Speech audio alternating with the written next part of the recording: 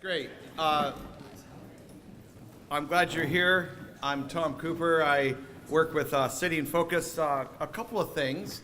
People often ask us what the elevator pitch is for City in Focus, and I say City in Focus cares for the soul of the city.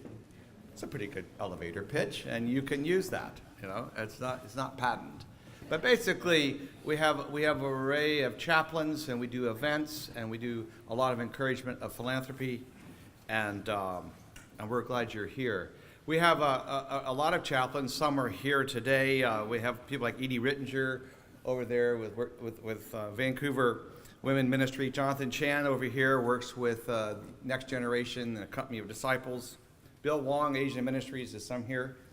And then finally, we have two chaplains who'll be hosting today. One is Al Mackay from Urban Coalition, and many of you know Al. And the other one is two, Louise and Hannes Tishner. They are right there and there.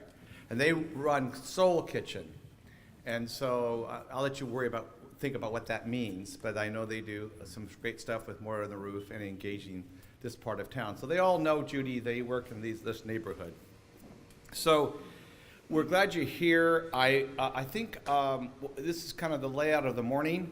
We're going to have a couple of people share that know her from different angles. One will be Penny Ballem, who's the city manager.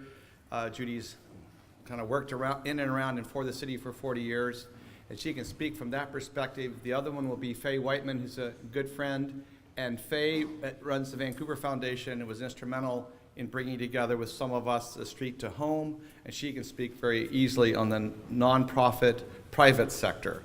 And they're both going to share for a few minutes, and then Al is going to take over and we'll unpack this. You will have time in the end of our time for a kind of a free-for-all discussion or feedback or comment about Judy. Judy, we're glad you're here. Very, very glad you're here. So I'm going to...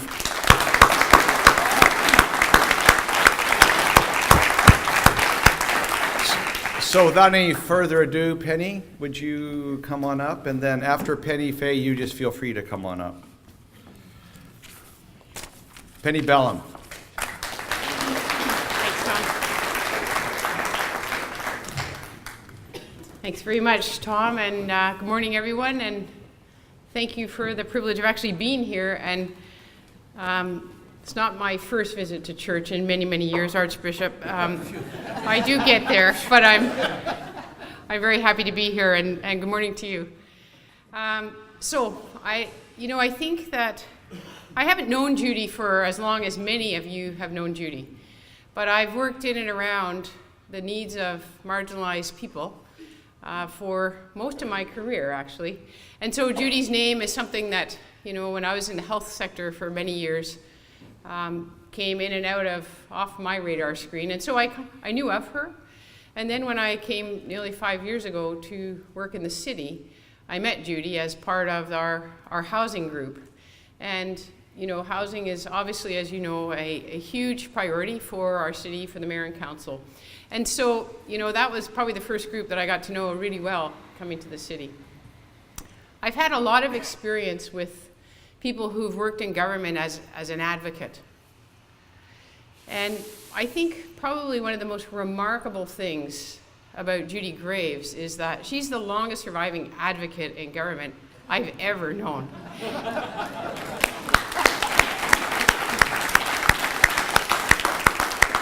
And if we could get into the DNA and the soul of Judy Graves, and actually, I don't know, use some major technology to clone it, we would all be a lot better off in government. Us bureaucrats our lives would be so much richer, and we'd do so much better work.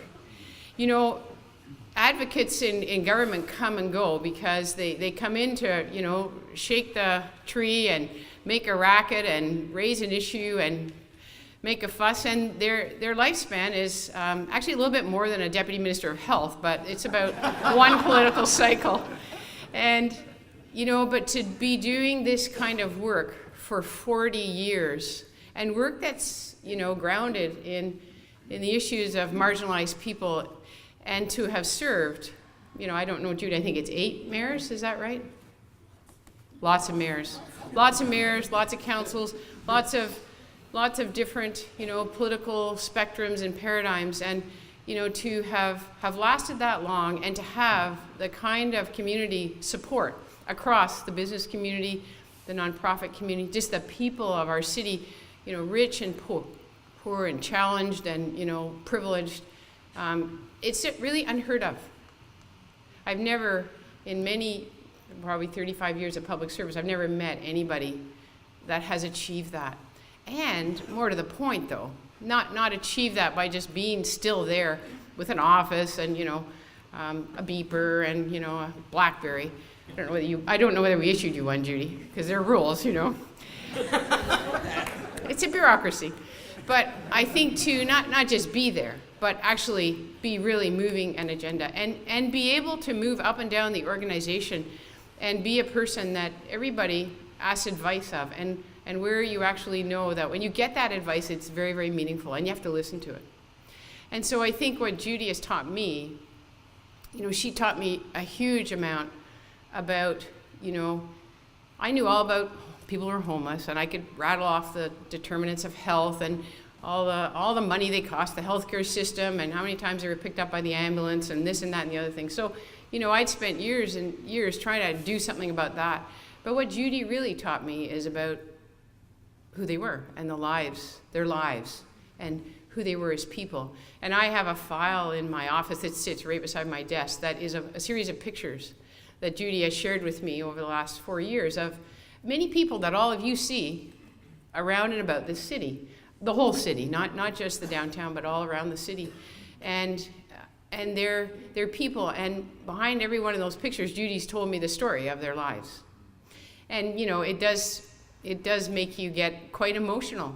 And, as a physician, I think it really touched me because, that's my original training, is to understand people and know about their lives and how that relates to whatever their particular health problem is. And you learn quite quickly when you're in a healing art, whether that healing art is spiritual healing or housing somebody and healing their housing needs or, their medical needs, you realize pretty quickly if you don't understand their life and their social community and their connections or lack of connections and what's important to them and where their roots were, like, you really only get so far. And they just become one of a number, of people in a certain group and cohort that everyone sort of thinks is like you could just move them around and find different solutions. And I think what Judy Graves taught me, again, is that it's like they're all individuals, they're all people, they have their own story.